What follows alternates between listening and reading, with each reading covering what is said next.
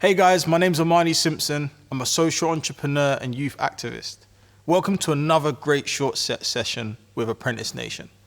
Today, I'm going to speak to you about one of my favorite topics, resilience.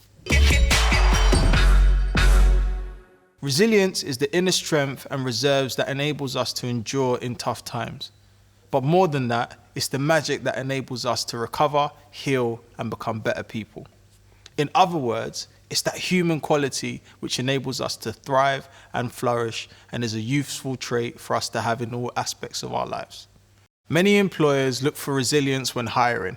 Candidates who have higher levels of resilience are likely to have higher levels of problem solving, self-awareness, adaptability, and emotional intelligence. Resilience is important for several reasons. It helps us to maintain balance in our lives during difficult or stressful periods and can also protect us from the development of some mental health difficulties and issues. Some benefits of becoming more resilient include improved learning and academic achievement, lower absences from work or study due to sickness, reduced use of risk-taking behaviors such as excessive drinking, smoking, or use of drugs, increased involvement in community or family activities, and a lower rate of mortality and increased physical health. So how do we develop more resilience? Number one, make some lifestyle changes. Learn to say no, use relaxation tips, and take time to do things which calm you down, whether it is taking a bath, going for a walk, or listening to music. Develop interests and hobbies and make time for them. Assess the sense of balance in your life. If one area is taking up all your time, then make some space for other things. Number two, look after your physical health. Get a good night's sleep and develop better sleeping patterns. Try and be more physically active and exercise regularly. Make sure you eat a more balanced and healthy diet. And on that note, make sure you check out my webinar, Mind, Body and Soul. Cheeky plug. Finally, number three, be less hard on yourself. Find time to praise yourself for your achievements and reward yourself for what you've accomplished. Resolve old or existing conflicts. This can be difficult, but settling arguments or finding a new way to move forward with a friend or loved one will assist you with finding a sense of peace. Forgive yourself. If you did not achieve what you wanted or you feel you have made a mistake, ease up on punishing yourself and try to remember that no one is perfect. I sat down with Krept and Konan to speak to them about a time they had to dig deep after a major setback. Here's what they said. From your experience, has there ever been a time where you've had like a major setback and you've had to kind of change your mindset, and what were the lessons that you guys learned? We've had major setbacks in our career. I was homeless at a stage. A lot was going on in my life, and we had to kind of bounce back from that, get into the music, make it, figure out how it all works out, and that's basically it. Going through that was, for me, took a lot. You know what I mean? A lot of focus and a lot of determination, and not being swayed and not letting what's going on around me crumble me. You know what I mean? So let me ask you a question off the back of that. We all kind of go through times where you have to kind of dig deep. What was it that day? What can you think of that moment where you said, nah, I've got to do this? You know what it is? The situation I was in was so crazy. That was the only thing I could do to kind of take my mind off what was going on. Do you know what I mean? Think, cool, there's a light at the end of the tunnel. I need to focus on something else because this right now is crushing me. So I had to kind of take my mind somewhere else and think, cool, so if I do that, that's going to take me out of this situation. So I put all my energy into the music, which then eventually took me out of this situation and bettered my life. So yeah, I feel like that was knowing there's a light at the end of the tunnel, which gave me hope. I feel like hope was a lot to do with the engine force behind it. This hope of me blowing is going to change my life, be able to make do you know what I mean? Take me out of this dark moment that I'm in, so. Yeah, I always say if your mind can go there, your body will follow. Yeah, no doubt.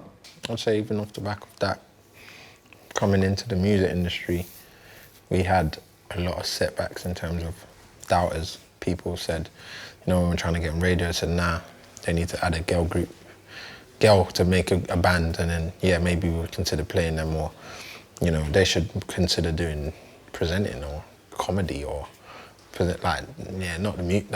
We had all of that, and that was okay, and that we use that as fuel to be like, cool, this is what we're gonna do ourselves without everyone, and we're gonna do this ourselves. And then that was like that pinnacle moment of our first proper successful project, Young Kings. Like that was all built off of the bad, you know, the negatives, the comments, and, you know, making wrong decisions, even musically. Like we was putting out songs that we weren't really happy with, but we thought, it will get on radio or this, that.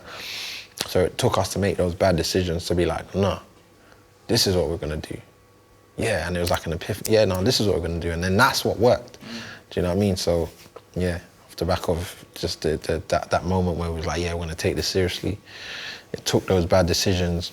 It was negative doubters, the people that used to say stuff, just X, Y, Z, and we took that all and was able to deliver a project that broke a Guinness World Record, bruv. Do you know what I mean? So, nice. Yeah.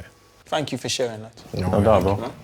Legends, I hope you were taking some notes. Okay, let's see where your level of resilience is. Here are 6 important questions to assess your level of grit and resiliency. Answer the following questions, yes, no, or not sure. You can pause the video now and come back when you're done.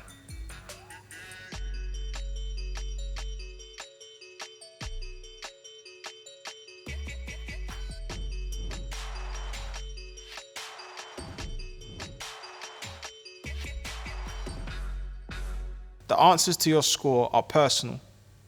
It should show you that you're already doing things well and also where you need to put a bit more focus. Either way, just keep making small positive steps every day. So, as we begin to wrap up this short set, I wanted to introduce you to the 7 C's of resilience. This will help you to further understand how to develop your resilience. The first C is control. We need to feel like we have a degree of control over our lives and environment. When you realize that you can control the outcomes of your decisions and actions, you're more likely to know that you have the ability to do what it takes to bounce back. As a child, if our parents made all the decisions, we would be denied opportunities to learn control. A child who feels everything always happens to me tends to be more passive, pessimistic, or even depressed as an adult. But a resilient child grows up knowing that they have internal control and is less likely to give in to challenges. C number 2 is competence. This is the ability or know-how to handle situations effectively. It's not a vague feeling or hunch that I can do this. Competence is acquired through actual experience. We can't become competent without first developing a set of skills and lived experience that allows us to trust our judgments, make responsible choices, and face difficult situations. The next C is confidence. True confidence is the solid belief in our abilities, qualities, and judgment. As we are taught and nurtured, our confidence builds. We also gain confidence by demonstrating our competence in real situations. For example, when we were children, we were not allowed to go out on our own until we had first learned about looking left and right when we were crossing the road. Now we are older and fully competent, we are confident to go out on our own and cross the road using our own judgment. Make sure you check out the Stepping Out of Your Comfort Zone short set for more on confidence. The 4th C is coping. This is defined as facing and dealing with responsibilities, problems, or difficulties, especially successfully or in a calm or adequate manner. Essentially, coping is a healthy way of getting through a situation. Children who learn to cope effectively with stress are better prepared to overcome life's challenges as adults. But at times, we all feel like we're struggling to cope. So here are some examples of healthy coping strategies. Number 1, journal writing. Number 2, trying to be optimistic. Number 3, meditation or mindful practices. Number 4, expressing our feelings to trusted people. The 5th C is character. This is the mental and moral qualities distinctive to an individual. We strengthen our sense of character by exploring who we are, what our values are, and what are the unique gifts we can share with others. 3 ways you can develop your character is by taking risks, surrounding yourself with people of high character, and committing to self-improvement. The next C is contribution. If you make a contribution to something, you do something to make it successful or make progress. It's a powerful lesson when we realize that the world can be a better place because we are in it. Those who understand the importance of personal contribution gain a sense of purpose that can motivate them. You will not only take actions and make choices that improve the world, but you will also enhance your own competence, character, and sense of connection. Once we understand the feel-good factor of helping others, it becomes easier to ask for help when it's needed. The final C is connection. Positive social relationships are key to resilience. Social connection can lower anxiety and depression, help us regulate our emotions, and lead to higher self-esteem and empathy. So having good social relationship is clearly a winning strategy in life, tied to greater psychological and physical well-being. When we are part of a community, i.e. a team, friendship, or faith group, we know we aren't alone if we struggle. We know that people in our network can help us to develop solutions to problems.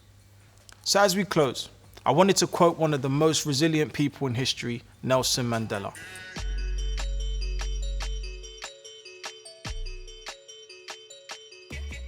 Imprisoned for 27 years and came out of jail, forgave his accusers and became president of South Africa. Such a powerful example. So let's recap the 7 C's. Number 1, control. Number 2, competence. Number 3, confidence. Number 4, coping. Number 5, character. Number 6, contribution. And number 7, connection. Which one do you think that you're strongest at? Which one do you think needs the most improvement? Only you can put the work in.